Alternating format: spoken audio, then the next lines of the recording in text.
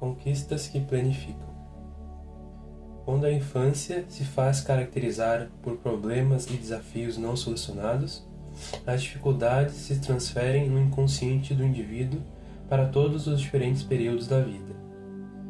Torna-se-lhe difícil o amadurecimento psicológico, procurando permanentemente refúgio no período infantil, que prossegue desafiador. A necessidade de autopunição faz-se às vezes extremada, como um mecanismo de justificação das pequenas travessuras, das irresponsabilidades, das mentiras ou outros quaisquer mecanismos de evasão daquela realidade por meios nem sempre ideais. Em casos que tais, surgem os criminosos, que, havendo sido crianças maltratadas, sentem necessidade de punir a sociedade pelo que lhes ocorreu, tornando-se dessa forma bandidos.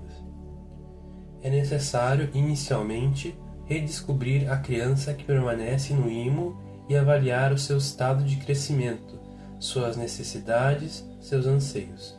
Se permanecerem os jogos e despreocupações, a transferência de responsabilidade para os outros, e a culpa sempre dos outros, impõe-se a psicoterapia como urgência, a fim de auxiliar no crescimento e na libertação dos traumas daquela fase.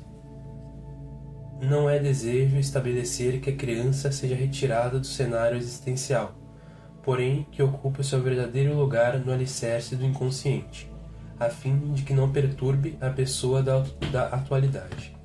É mesmo válida a presença da criança que existe em todos os indivíduos, tornando a existência apetecível e sonhadora, dentro dos limites da normalidade que deve prevalecer a quaisquer condicionamentos de tempo e de lugar. Um bom relacionamento social é fator de relevância para a planificação do indivíduo, porque, sendo um animal gregário, o seu convívio com os demais seres é fator de desenvolvimento das suas aptidões, propiciando-se os atritos e choques que fazem parte da existência, sem derrapar nas animosidades, pelo contrário, desenvolvendo a tolerância, superando a prepotência de submeter todos os demais ao talante da sua pessoa.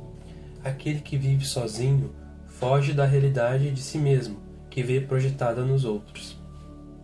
Tem medo do convívio com os demais porque não sabe transitar senão nos seus domínios, onde impõe a sua vontade e realiza os seus desejos sem o sentimento de reparti-los, ou por sua vez, de compartilhar as experiências alheias.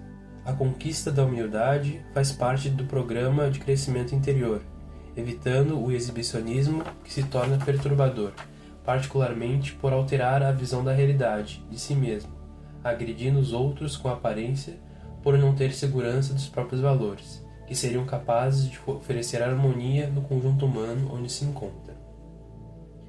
Essa humildade começa na conscientização de si mesmo, observando que faz parte do universo, cuja grandeza demonstra-lhe a pequenez em que ainda se acha e quanto deverá crescer para entender a majestade e a harmonia do mundo no qual vive. Não se ensoberbece com o que sabe, nem se entristece pelo muito que ignora.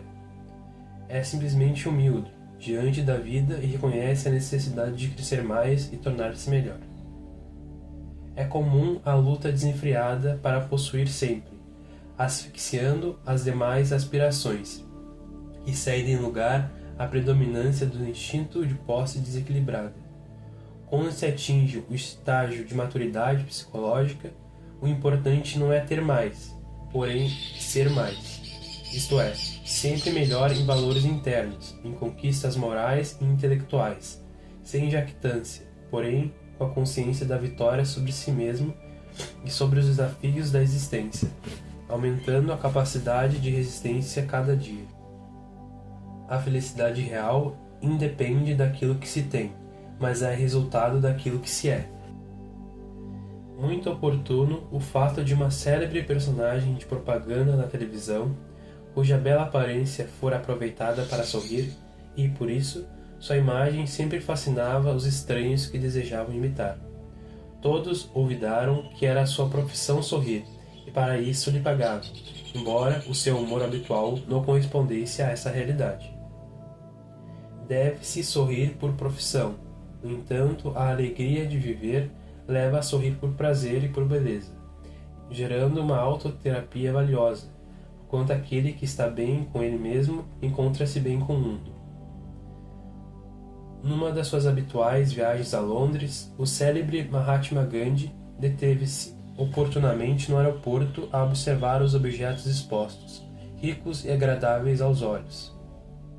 Demorava-se a examiná-los e sorria de prazer. Preocupado com aquela atitude inabitual no homem que renunciara a todas as coisas do mundo, um membro da comitiva inglesa acercou-se-lhe, esclarecendo: se o Mahatma tem interesse por algum desses objetos, teremos o prazer de, em nome da Sua Majestade, oferecer-lhe o que nos constituirá uma honra. O nobre missionário, que se havia encontrado consigo mesmo, sem desdém nem menosprezo, respondeu sorrindo: estou feliz em olhá-los e verificar de quanta coisa eu já não necessito.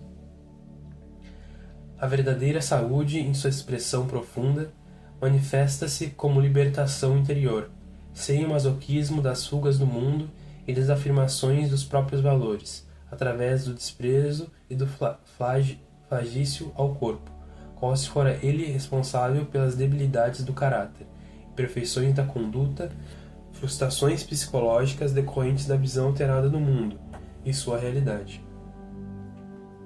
Quando esse estado saudável se estabelece no ser, ele experimenta harmonia em qualquer situação na qual se encontre. Na multidão, experimenta o prazer do convívio com os outros, de ser útil, de receber e dar atenção às manifestações da vida. Quando a sós, preenche todos os espaços com atividades e pensamentos enriquecedores, não se sentindo solitário, embora esteja desacompanhado. Sua mente é sempre sua companheira, a exigir ou a compensar o que experimenta como emoções de viver.